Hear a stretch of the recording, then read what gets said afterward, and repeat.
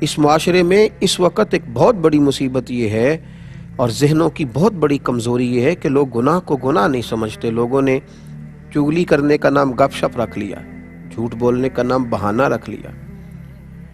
لوگوں نے اب کسی رستے سے نکلنے کے لیے اس کا نام حکمت عملی طے کر لیا.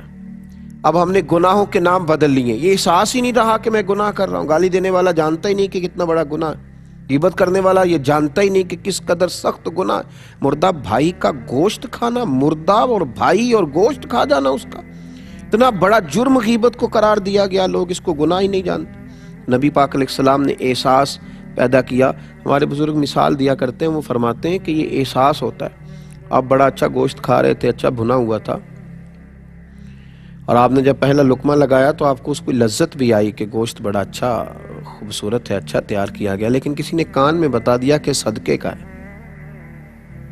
زکوٰۃ کا ہے.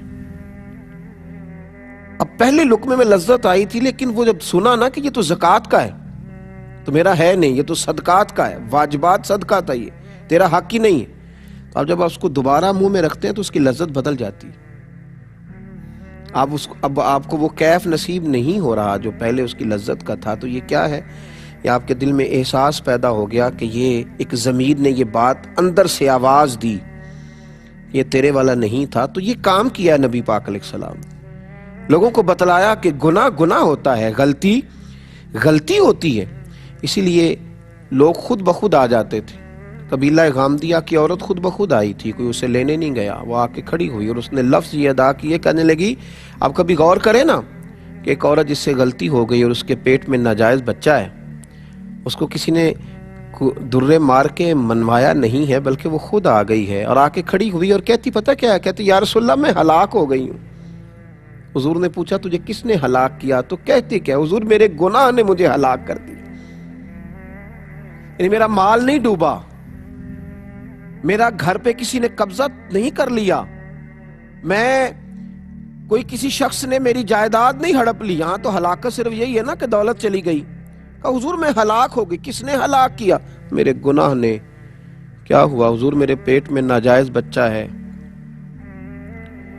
مجھے میرے گناہ کو پاک کر دیا جائے. یہ وہ ضمیر ہیں جو حضور نے بیدار کیے. تو محبوب نے فرمایا واپس جا، جب بچہ پیدا ہو جائے تو تب آنا. شارحین نے لکھا ہے 8 ماہ کے بعد آئی، پھول سا بیٹا لائی.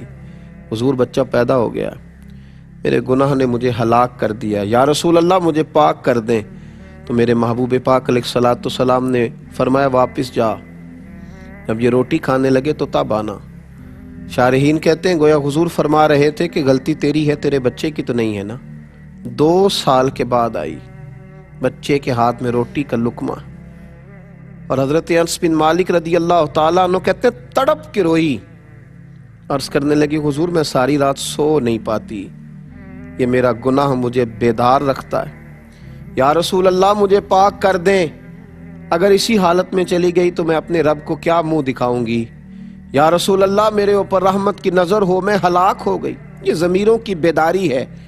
وہ جو 8 ماہ اسے بھیجا تھا تو 2 سپاہی ساتھ نہیں رکھے تھے کہ کہیں دوڑ نہ جائے، بھاگ نہ جائے. جو 2 سال بچہ پالتی رہی تو جیل میں نہیں رکھا تھا اسے، اس کا ضمیر زندہ کر دیا نبی پاک نے، بیدار کر دیا حضور علیہ السلام.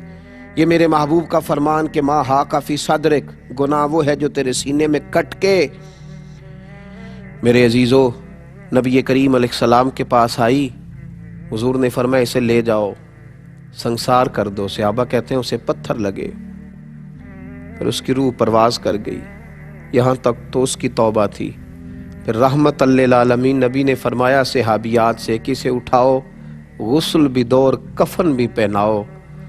غسل دیا، جب کفن پہنایا تو میرے محبوب پاک علیہ السلام نے، حضرت انس کہتے ہیں حیران تو اس وقت ہوئے جب مصطفیٰ کریم نے فرمایا صفیں بناؤ، میں خود جنازہ پڑھاؤں گا، میں جنازہ پڑھاؤں گا، میں رحمت للعالمین نبی خود نماز جنازہ کی امامت کروں گا. جن کے جنازے کی امامت پر اللہ رحمتوں کی برکھا برسا دیتا ہے. تو محبوب پاک علیہ السلام نے جنازہ پڑھایا. ایک صحابی نے کہا حضور اس کا جس نے ناجائز بچہ جنا آپ نے جنازہ پڑھایا، اس کا جنازہ؟ تو نبی پاک صلی اللہ تعالی علیہ وآلہ وسلم نے ارشاد فرمایا تم نے گناہ دیکھا ہے، توبہ نہیں دیکھی؟ تم نے اس کا احساس نہیں دیکھا؟ وہ کس درد سے آئی, کس ذوق سے توبہ کی, اور میرے محبوب نے انعام دیا, کیونکہ اس کا ضمیر زندہ تھا نا, اس کو انعام دیا. فرمایا اس نے تو ایسی اعلیٰ توبہ کی ہے کہ اگر میں اپنی ساری امت میں بانٹ دوں تو اللہ سب کی بخشش فرما دے گا. ضمیروں کی زندگی, بیداری, روحوں کا زندہ ہونا, یہ نبی کریم صلی اللہ تعالی علیہ وآلہ وسلم نے سکھایا, ہمیں بتلایا کہ تمہارے ضمیر جب زندہ رہیں گے. دیکھیں نا پھر حالات کس طرح کے ہوئے, پھر ماحول کس طرح کا بنا کہ حضرت سیدنا عمر فاروق رضی اللہ تعالیٰ عنہ نے حضرت سعید بن عامر رضی اللہ تعالیٰ عنہ کے ایک صوبے کا گورنر بنایا. جناب عمر کا طریقہ مبارکہ تھا, کچھ عرصے کے بعد معلوم کرتے تھے گورنروں کے حالات کیا ہیں. آپ ان کے صوبے میں تشریف لے گئے, جامع مسجد میں لوگوں کو جمع کیا. حضرت سعید ابن عامر بھی آ گئے. گورنر کی بات کر رہا ہوں, کسی معمولی کونسلر کی نہیں, کسی عام آدمی کی نہیں, کسی میری طرح کے چھوٹے شخص کی بات نہیں, ایک گورنر. سب لوگ جامع مسجد میں جمع ہیں. گورنر صاحب کو کھڑا کیا اور پوچھا کہ تمہارا گورنر کس طرح کا ہے؟ تو لوگوں نے کہا 4 شکایات ہیں گورنر سے.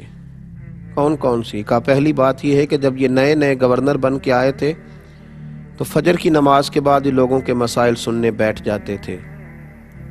اب نماز فجر کی تکمیل پر گھر چلے جاتے ہیں, اشراق چاشت کے وقت میں یعنی 8-10 بجے آتے ہیں. دوسری شکایت یہ ہے کہ یہ دن کو ملتے ہیں, رات کو ملتے نہیں. تیسری بات یہ ہے کہ ہفتے میں 1 دفعہ ملتے نہیں. چوتھی بات یہ کہ کبھی کبھی رونے لگتے ہیں, اتنا روتے ہیں کہ بے ہوش ہو جاتے ہیں. کس دیوانے کو گورنر بنا دیا ہے؟ کسی ہوش مند کو بنائیے. یہ اصل جمہوریت. حضرت عمر نے سب لوگوں کے بیچ گورنر صاحب سے پوچھ لیا, بتائیے آپ کی شکایات آئی ہیں. آپ پہلے فجر کے بعد بیٹھتے تھے, اب اشراق چاشت کو کیوں آتے؟ تو گورنر صاحب یہ ہیں جن کو حضور نے زندہ کر دیا, جن کی روحیں تازہ ہو گئی, کوئی ملمہ سازی نہیں رہی, ہر چیز حقیقت کا روپ دھار گئی. جو ان کی زبانوں پہ تھا وہ ان کی کیفیات بن گئی, وہ ان پہ طاری ہو گیا. حضرت سعید بن عامر رضی اللہ تعالیٰ نے رو پڑے, کہنے لگے حضور میں نے کہا تھا کہ مجھے عوامی عہدے پہ نہ لگائیے, میں اس قابل نہیں ہوں, اور آپ نے لگا دیا. اب آپ نے سوال پوچھا ہے تو سنیے. میں غریب آدمی ہوں, نوکر رکھنے کی طاقت اور استطاعت نہیں رکھتا. فجر کی نماز پڑھ کے نا تو پہلے بیٹھ جایا کرتا تھا. میری بیوی بیمار ہو گئی ہے, 35 سال اس وفادار نے میری خدمت کی, اب ٹانگوں سے معذور ہے. میں نماز فجر کے بعد گھر جاتا ہوں, پہلے گھر میں ناشتہ بناتا ہوں, پھر اپنے گھر میں جھاڑو دیتا ہوں, پھر اس فالج زدہ عورت کے کپڑے بدل کے اس کے منہ میں روٹی کے لقمے ڈالتا ہوں. واپس آتے دیر ہو جاتی ہے. حضرت عمر کہتے ہیں پہلے جواب نہیں لوگوں پر سختہ طاری کر دیا. دوسرا سوال یہ ہے کہ دن کو ملتے ہو تو رات کو کیوں نہیں ملتے؟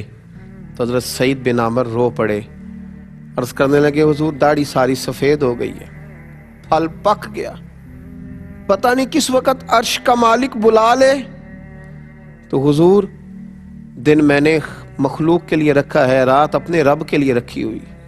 رات مصلے پہ بیٹھ جاتا ہوں, روتا رہتا ہوں, معافیاں مانگتا رہتا ہوں. اب دوسرے جواب نے تو لوگوں کے سب کی آنکھیں آنسوؤں سے بھر دیں, لوگ تڑپنے لگے. حضرت عمر فاروق رضی اللہ تعالیٰ عنہ نے تیسرا سوال پوچھا, فرمایا بتا نا تو ہفتے میں 1 دن ملتا کیوں نہیں؟ پھر روئے, کہ حضور میرا راز تھا کہ میرے رب کے ساتھ رہ جاتا تو اچھا تھا. فرمایا کیا ہوا؟ عرض کی حضور میں نے عرض کیا نا غریب ہوں, میرے پاس جوڑا ایک ہی ہے, ہفتے میں نا 1 دن اپنے کپڑے دھو کے خشک ہونے کو ڈال لیتا ہوں, پھر بیوی کے کپڑے پہن کے بیٹھا رہتا ہوں. سردی کا موسم ہے تو جوڑا سوٹ خشک ہونے میں شام ہو جاتی ہے, 1 دن نہیں آ پاتا. اب تو حضرت عمر بھی رو پڑے. فرمایا چل آخری بات کر, آخری بات بتا. کبھی کبھی تو بیٹھے بیٹھے رونے لگتا ہے اور پھر بے ہوش ہی ہو جاتا ہے. یہ لفظ کہے تو حضرت سعید بن عامر پھر رو پڑے اور عرض کرنے لگے حضور 40 سال عمر تھی جب کلمہ پڑا تھا, اور جب 40 سال کے گناہ یاد آتے ہیں تو پھر مجھ سے صبر نہیں ہوتا, پھر میں رو پڑتا ہوں. آپ دعا کریں نا رب کریم مجھ سے حساب نہ لے, میں تو 40 گھنٹوں کا حساب نہیں دے سکتا, 40 سالوں کا کیسے دوں گا. بس اس جواب نے تو جامع مسجد کی دیواروں کو بھی گویا رلا دیا۔ ہر شخص آہوزاری کرنے لگا، ہر شخص رونے لگا۔ جناب سیدنا عمر فاروق رضی اللہ تعالیٰ عنہ سے حضرت سعید بن عامر کہنے لگے حضور پردہ تو کھل ہی گیا، بات تو آپ نے سن ہی لی، اب میری سزا کا بھی اعلان کر دیں، اب بتا دیں۔ تو جناب عمر فاروق رضی اللہ تعالیٰ عنہ نے ہاتھ اٹھائے اور فرمانے لگے، دعا مانگنے لگے، اے اللہ میرے نبی پاک علیہ السلام کی امت کو اس طرح کے کچھ اور گورنر بھی عطا فرما۔